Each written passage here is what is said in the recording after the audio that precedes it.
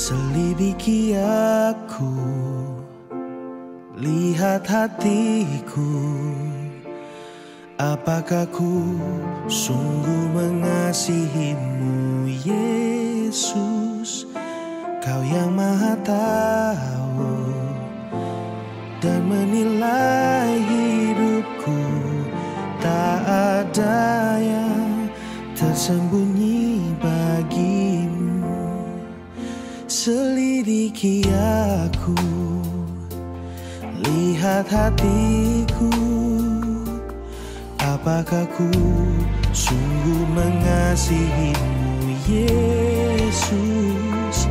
Kau yang Maha Tahu dan menilai hidupku, tak ada yang tersembunyi bagimu. Telah ku lihat kebaikanmu yang tak pernah habis di hidupku. Ku berjuang sampai akhirnya kau dapati aku tetap setia. Telah ku lihat kebaikanmu yang tak pernah habis di hidupku. Ku berjuang sampai akhirnya kau dapati aku tetap setia.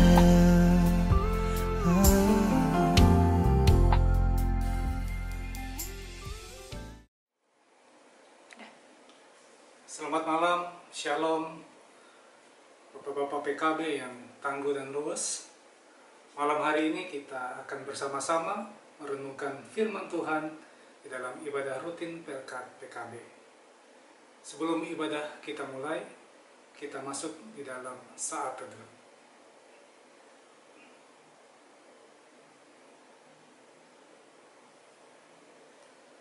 Kami undang Bapak-Bapak PKB untuk bangkit berdiri. Kita akan bersama-sama menyanyikan pujian dari Kidung Jemaat 370, Ku mau berjalan dengan Juru Selamatku.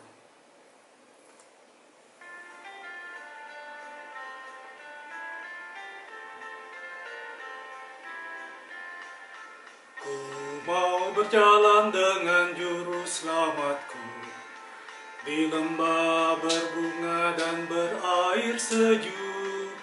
Ya, kemana juga aku mau mengikutnya, sampai aku tiba di negeri bakal.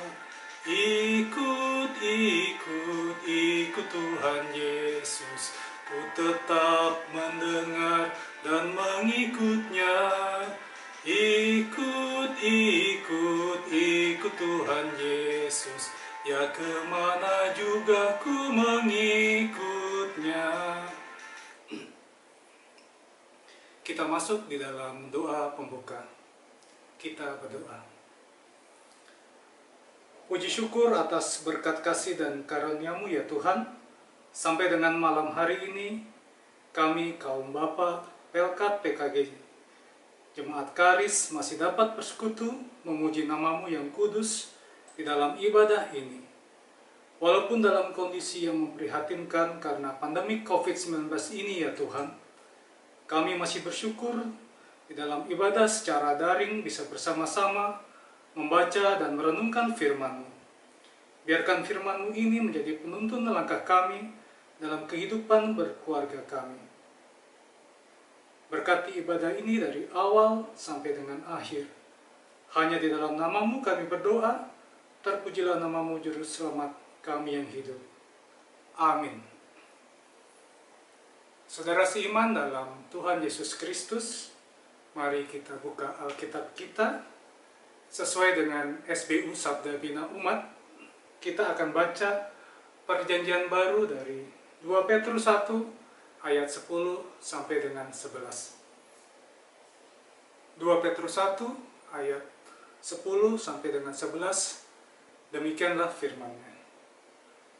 Karena itu saudara-saudaraku, berusahalah sungguh-sungguh supaya panggilan dan pilihanmu menjadi teguh.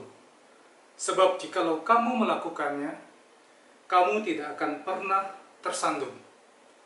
Dengan demikian, kepada kamu akan dikaruniakan hak penuh untuk memasuki kerajaan kekal, yaitu kerajaan Tuhan dan Juru Selamat kita, Yesus Kristus. Demikianlah sabda Tuhan. Bapak-bapak PKB yang dikasihi Tuhan kita Yesus Kristus, keseluruhan surat 2 Petrus ini ingin menyampaikan kepada kita mengenai sejumlah peringatan dan nasihat bagi jemaat. Rasul Simon Petrus mengingatkan jemaat mengenai nabi-nabi dan guru-guru palsu yang berusaha menjauhkan umat Tuhan dari kebenaran. Ketika berhadapan dengan hal tersebut, apa yang harus dilakukan? Kita harus berpegang erat pada iman percaya dan juga menjadi teladan bagi orang lain dengan hidup secara benar. Isi kitab 2 Petrus memperingatkan orang-orang Kristen untuk terus bertumbuh di dalam imannya. Di dalam pertumbuhan ini tentu banyak tantangan yang tentunya berbeda-beda bagi semua orang. Tetapi jangan khawatir, karena semua hal itu bisa diatasi oleh orang Kristen, karena Allah telah menganugerahkan kuasa ilahi bagi orang Kristen untuk melawannya. Ibrani 11 ayat 1 mengatakan, iman adalah dasar dari segala sesuatu yang kita harapkan dan bukti dari segala sesuatu yang tidak kita lihat. Bagaimana kita bisa bersungguh-sungguh sehingga iman kita bisa bertumbuh? Firman di dalam Roma 10 ayat 17 mengatakan, jadi iman timbul dari pendengaran, dan pendengaran oleh firman Kristus. Iman kita bertumbuh melalui pendengaran, yaitu setiap kali kita mendengarkan firman Tuhan yang diberitakan. Firman Tuhan berkuasa dalam hidup kita, karena firman itu memberi kehidupan dan kekuatan sebagai makanan rohani bagi roh dan jiwa kita. Firman membuat hidup kita menjadi segar dan tidak layu. Itu sebabnya respon kita terhadap firman Tuhan sangat besar pengaruhnya bagi hidup kita secara pribadi. Firman Tuhan itu digambarkan sebagai benih dalam perumpamaan Tuhan Yesus Kristus. Jika benih itu ditabur di tanah, di hati yang subur, maka firman Tuhan itu akan berbuah 30, 60, bahkan 100 kali lipat. Namun sebaliknya, jika benih firman Tuhan itu tidak bertumbuh, maka hal itu tergantung kepada kondisi hati kita dan bukan pada firman Tuhan. Bagaimana kita menjalankan teladan dengan cara hidup yang benar? Kita bisa menjadi teladan melalui perkataan kita. Dalam Kolose 4 ayat 6 ditulis, hendaklah kata-katamu senantiasa penuh kasih, jangan hambar, sehingga kamu tahu bagaimana kamu harus memberi jawab kepada setiap orang. Melalui perkataan yang positif dan membangun, kita menjadi teladan yang baik bagi orang lain, dan sekaligus menjadi berkat lewat perkataan kita. Menjadi teladan juga bisa dengan cara mengasihi orang lain. Yohanes 13 ayat 35 di dalam firman-Nya mengatakan, dengan demikian semua orang akan tahu bahwa kamu adalah murid-muridku, yaitu jikalau kamu saling mengasihi. Kita menjadi saksi Kristus bagi orang lain melalui kasih yang kita nyatakan dalam perbuatan nyata.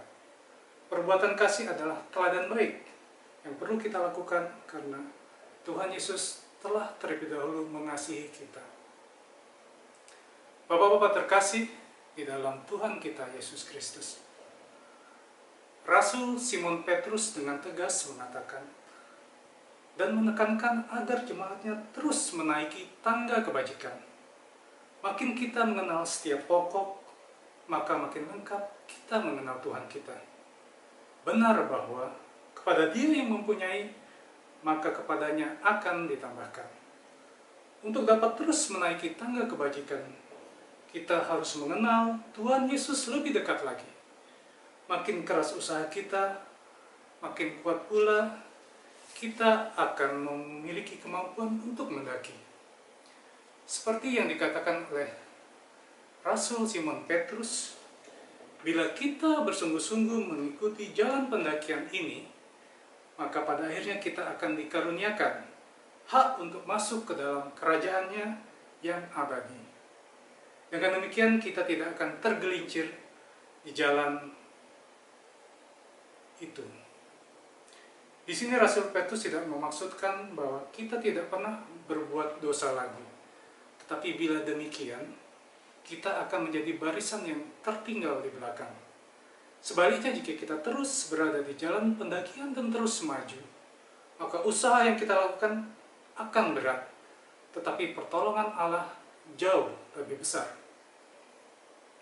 Di dalam 1 Petrus 2 ayat 24 dikatakan, Ia sendiri telah memikul dosa kita di dalam tubuhnya di kayu salib, supaya kita yang telah mati terhadap dosa, hidup untuk kebenaran. Oleh bilur-bilurnya kamu telah sembuh. Penebusan dosa yang sudah dikerjakan Tuhan Yesus adalah inti dari alasan kenapa Ia datang ke dunia. Dia adalah juru selamat manusia, dan kita orang percaya menerima anugerahnya dengan cuma-cuma dan mendapatkan hak penuh memasuki kerajaannya yang kekal. Bapak-bapak PKB yang tangguh dan luwes, minggu ini oleh pengurus PKB, kita telah diundang bersama untuk masuk dan aktif dalam kelompok baca Alkitab atau KBA. Bersama-sama kita bertumbuh dan saling meneguhkan iman di dalam kelompok baca Alkitab ini. Ada kalanya dengan kesibukan pekerjaan maupun kegiatan kita sehari-hari, kita tidak sempat lagi secara rutin membuka Alkitab kita. Marilah kita bersama-sama saling menguatkan satu sama lain di dalam pertumbuhan iman kita, sehingga kelak kita pun bisa bersama-sama berdiam dengan Dia di dalam kerajaannya yang kekal. Amin.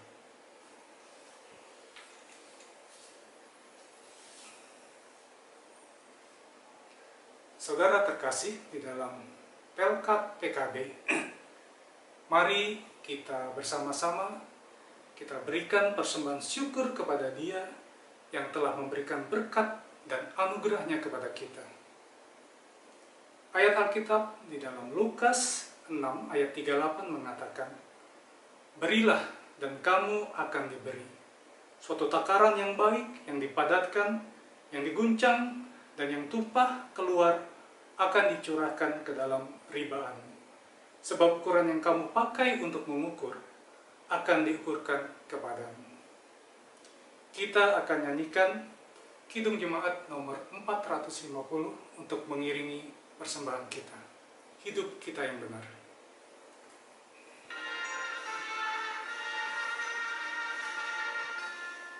Hidup kita yang benar haruslah mengucap syukur, dalam Kristus bergemar, janganlah terkebur.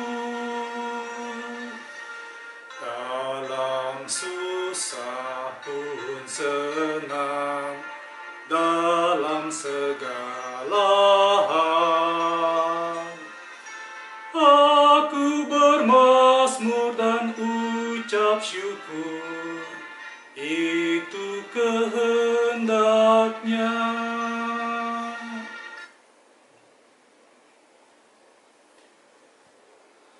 Saudara terkasih dalam Pelkat PKB, kami undang berdiri untuk kita bisa mendoakan persembahan kita ini. Kita berdoa.